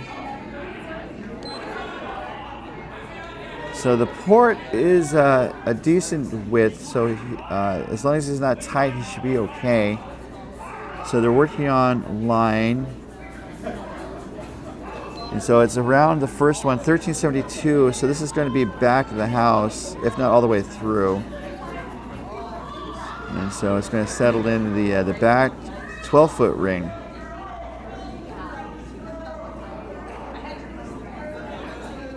So I think they wanted to be higher up, because basically all that stone did was provide backing for Sluicer to draw to the 8-foot if he needed to. Technically, though, Tate is sitting 3, so not the worst outcome. Hi. What do you got there? A cracker? Did you look up on the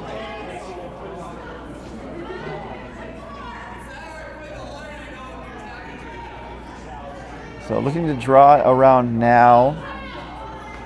If they make their draw, I would guess that Tate would follow them down, or maybe try that draw on the left side again. Sluicer is looking at raising,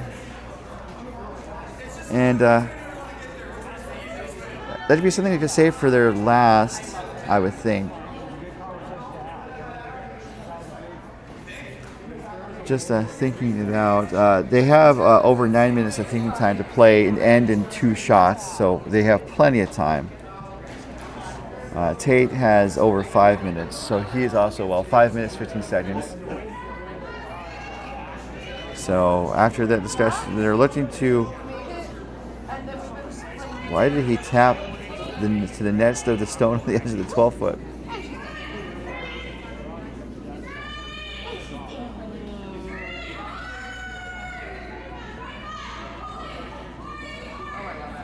So looking for the draw.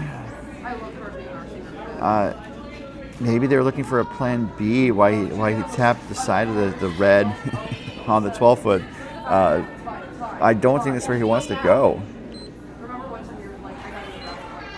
So the broom is down. Skylar Slusser is talking things over with his front end now. He sets the first of 2 skip stones with the hammer here in the 7th end.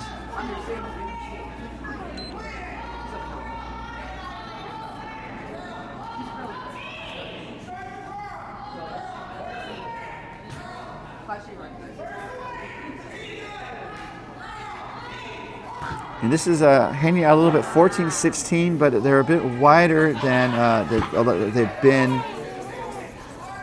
And this is going to settle in the back 8 foot, pretty well placed.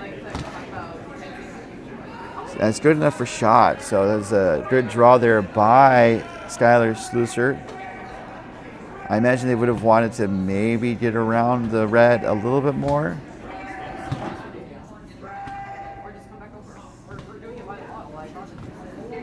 And it does settle in behind the tee line, meaning that Tate could draw on top and be shot, or pluck it out like a raven, plucking out the dreams of a writer who invested like years of college.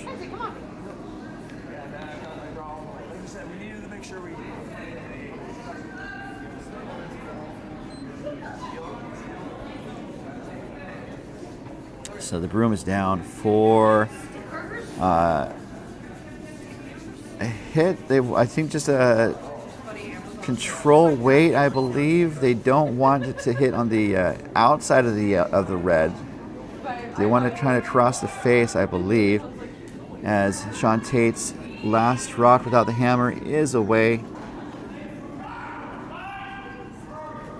Now they're jumping out for line. Want to make sure it gets around the guard, and now they want to make sure it just hits on the face or just to the left of the face. It does, and wow, well managed shot, and Tate is sitting 4. Have to count them up. Just soft weight hit to make sure that they got around the guard, and then hit make sure it crossed the face of the shot stone, and just well done. Skylar Slusser has no choice but to draw for a single point.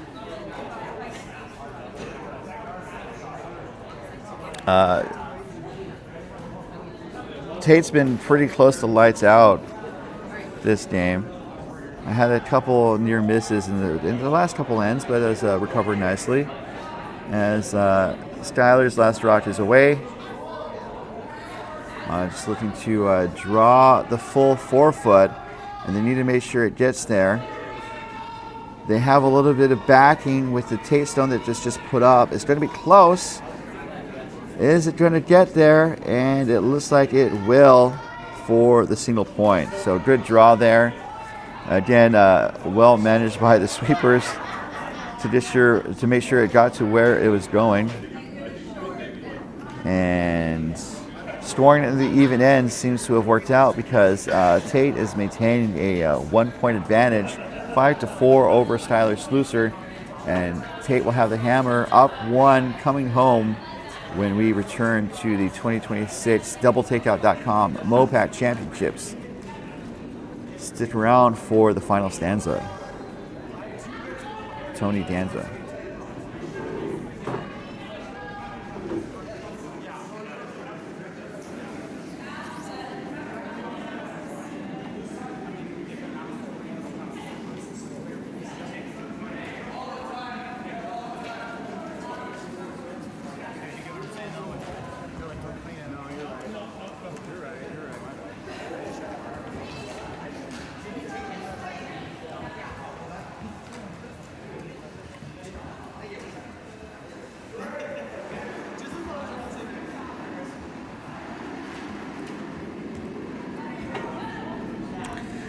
All right, we're about ready to get underway with the final end.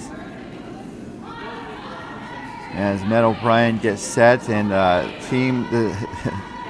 the end goal for Slusser is to steal, steal, steal. And the goal for Team Tate is to keep a clean house. So he either doesn't have to throw his last rock, or he just has to draw for a single. So Matt's first rock, the outturn counterclockwise rotation to a center-ish position, but not on the center line. Not a bad place to be. Just like my sister's elementary school, Tierra Bonita. I say that jokingly because the school song was Tierra Bonita's the place to be. We are all one big happy family. Learning, laughing, sharing, and I forget the last word line. It's something about being together as one. And I did not go to that school, and I still remember that freaking song. Oh, going for the tick, pardon me, and just misses.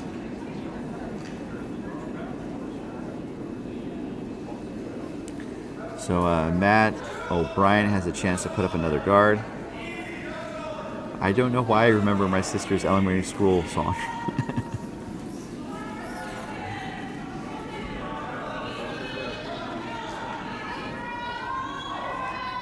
I almost want to take the time to look it up.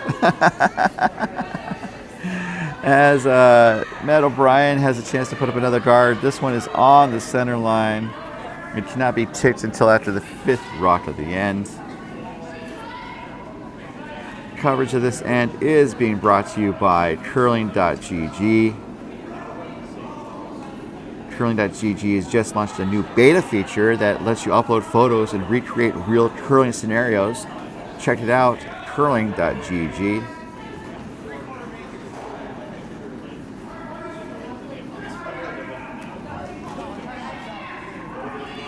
Looking to draw around that guard that was just put up. And it does get around those two guards. A beautiful recovery for Brendan Foland. Full marks for Ravenclaw.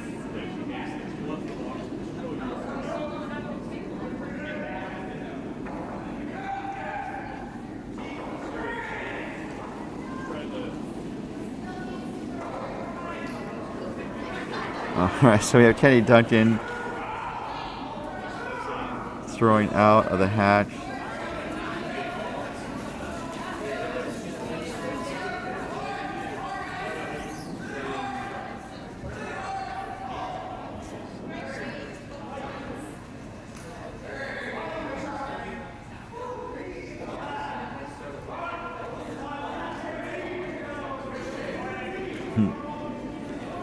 Okay, I can't quite find the school song for my sister's elementary school in Southern California.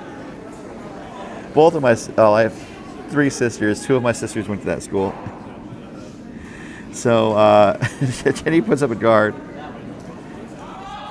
And Woody is going to start peeling. Again, all part of keeping a clean sheet to make it easier to either score a single if they need to, or not have to throw that last stone. Sluicer is going to keep putting up guards as best he can, and that clearing action from Woody was successful. So Tierra Bonita is the place to be. We are all one happy family. Learning, laughing, sharing. I don't remember what that last line is. Anyone in the chat, if you know this song, chime in.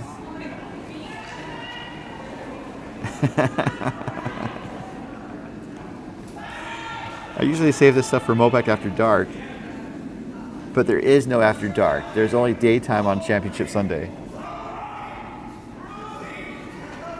So looking to put up the guard again.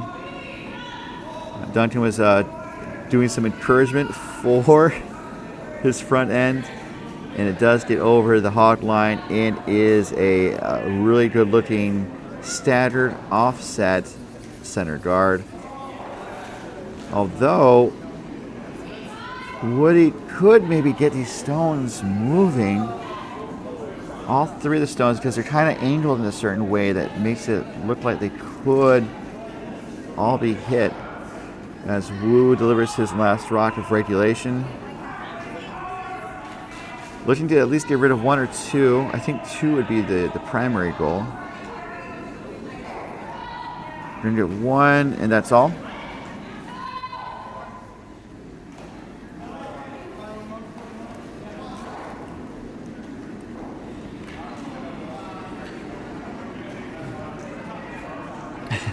I'm still thinking about that freaking song.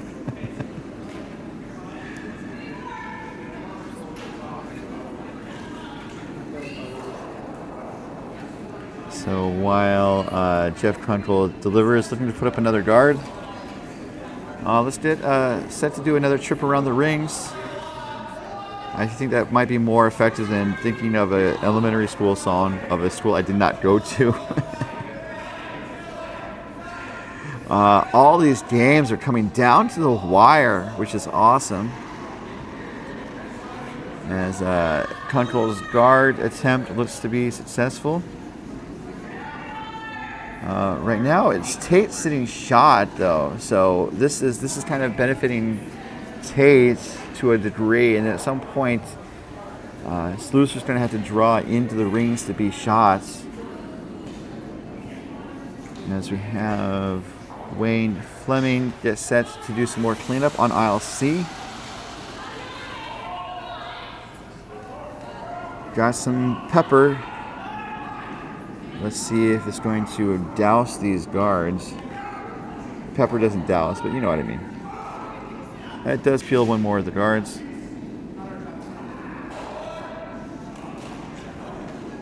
So going around the rings, Team LeClaire of Coyotes is up 5-4 over Team Siggins of also Coyotes. That's the other men's semifinal. There's 2 women's semifinals on the ice. On sheet B, Team Thank Dorai of San Francisco is up 6-3 over Team Donald of Coyotes. And then on sheet D, it's all square after 7. Keeling was forced to a single in the 7th. Keeling of Coyotes.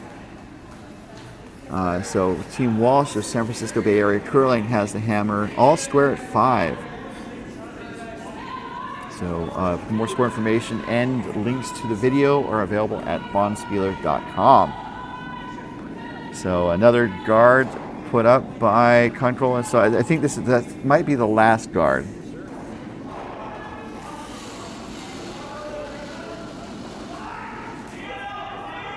So the winners of these games will advance to the championship game at about 12:20. This looks like it's going to get 1, maybe 2 of the guards this time. Just 1 of the guards because it jammed.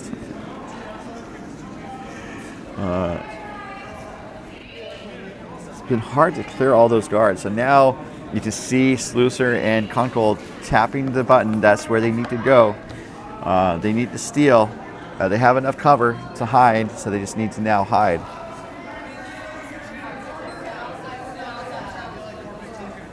So speaking of school songs, the high school alma mater that I graduated from, the song is set to Elvis's Love Me Tender. It's like, Poway High, we honor thee, alma mater true. Faithful Titans we will be through the years to you. So, and like, loyalty, honesty in our friendship stay, always deep within our hearts, the green and the gray. And so that's that's our musical interlude for the day, for the game. Broom down, Skylar Sluicer pushing out of the hack, seeking the button to be buried and have a chance to steal this end and force an extra. And you know, who knows, maybe score 2. This is curling up a lot, 14:31. Looks like it just wicks off of the shot stone and rolls wide right, so super close. But super close only works in horseshoes and hand grenades, apparently. Or hand horses and horse grenades.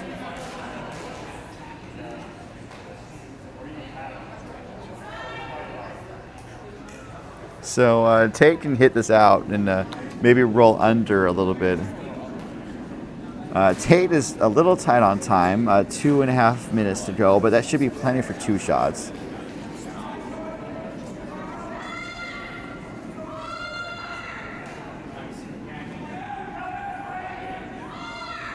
And I say close only works in horseshoes and hand grenades. Close works sometimes in curling too, but sometimes you do need that millimeter of a space to squeeze a shot into.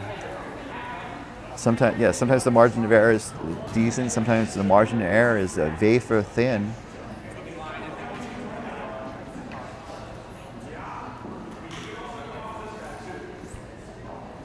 So Tate looking to pop this out. Slight roll under is the goal. So he's going to throw basically kind of the same weight that he threw the last end when he tapped out the sluicer stone in the back to the 8-foot. Looking for control weight here.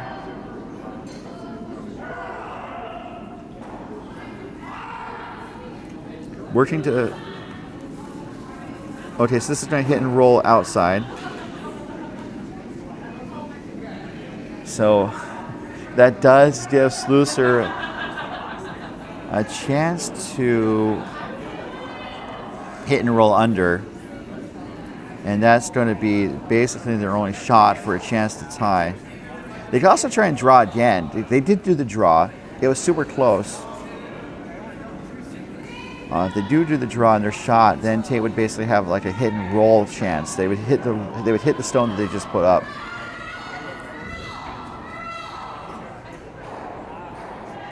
So I think this kind of depends on what you're comfortable with and what you want to leave the other team.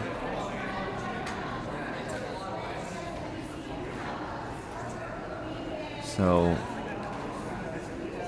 they're putting the broom down for the hit and roll, I believe. That's not enough ice for a draw.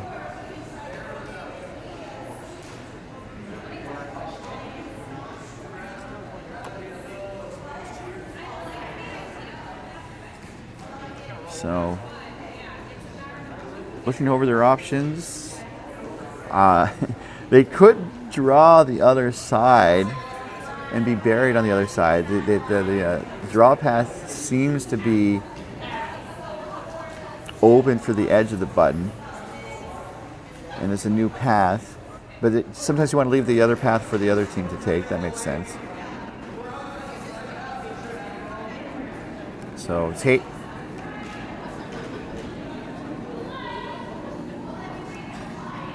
Tate has the hammer this end. I'm sorry to update the scoreboard, guys. It's 5-4. Tate has the hammer. So the shot is away. Going for the hit and roll.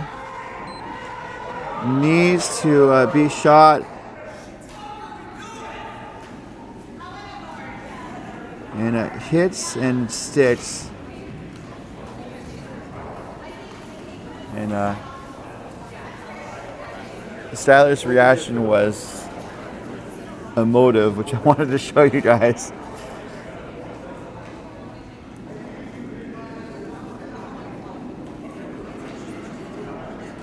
So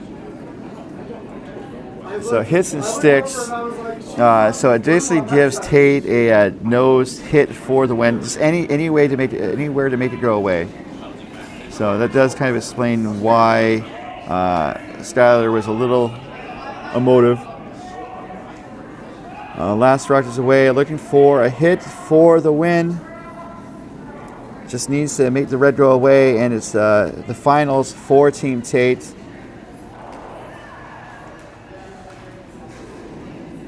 As the skips talked it over, and then they come up and shake hands. Make the final 6-4.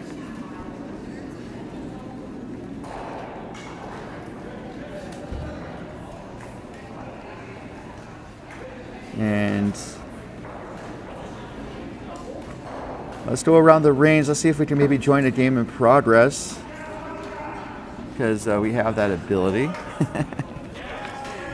Like the Bionic Woman.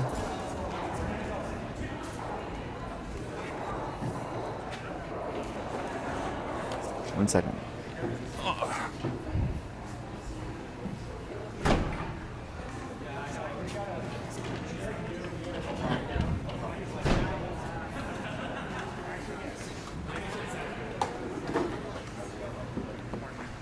So it is Championship Sunday. Team Tate has punched their ticket to the final. And now it's a question of which team will join them. 2 games left on the ice. We have Team Thingdarai, the 6-3 winners over Team McDonald. So Team Thingdarai will be in the championship coming up at 12:20. On sheet A,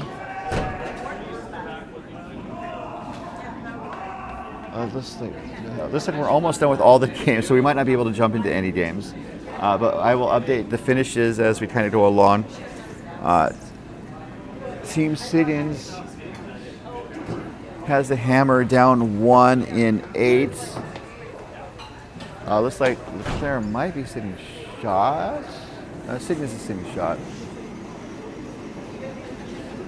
And there's 1 rock to go. Well, you're going to have the second time, but just have some. Both of these games still on the ice are doing their last rock, so we won't switch over to another game. But just to relay what's going on, last rock coming for Team Walsh on sheet D. They needed to draw for the win, and it looks like they have done so. And so Team Walsh is the 6-5 winners over Team Keeling on sheet D. So we're going to have an all Bay Area women's final, and we're going to have an all Coyotes final for the men. Funny how that works. So congratulations to Walsh. We'll see them at 12:20. And then on sheet A here, the game between Siggins and Leclerc. It appears that Siggins may have scored 2 to take the win. They were shaking hands. Let me ask real quick.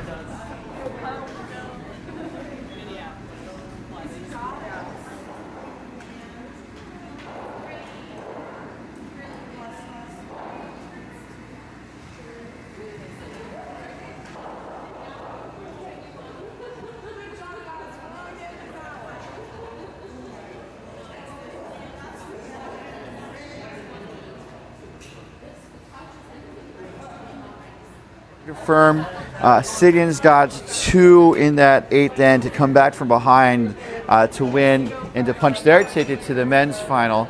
So that's going to be also at 12:20 on sheet B on the Coyotes stream. So coming up, the stage is set for the finals at 12:20. We're going to have on sheet B Coyotes clash between Team Siggins of Coyotes taking on Team Tate of Coyotes. And then on sheet C, our feature game will have Team Walsh taking on Team Thingdarai, and both teams are from the Bay Area, San Francisco Bay Area Curling Club. So going to wrap up our coverage of the morning, and we'll be back for the championship games.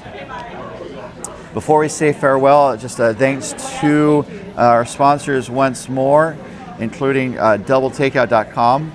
Featuring rankings of the top men's and women's teams from around the world, doubletakeout.com, pardon me. Curling.gg, offering real physics curling simulation. Test it out at curling.gg. And by Endgame Curling, elevate your game. Learn more at endgamecurling.com. And so that's going to wrap up our coverage of the morning. Thank you so much for tuning in, everyone. We're going to be back in just about 90 minutes for the finals. Again, the feature game for the women will be our game. Our feature game will be the women's final. The men's final will be on the Coyote stream. So on behalf of all of us here at MoPac and Coyotes, and with deep thanks to our sponsors, this has been your host, Ryan Olson, saying good morning, good curling, and we'll hope to see you at 12:20.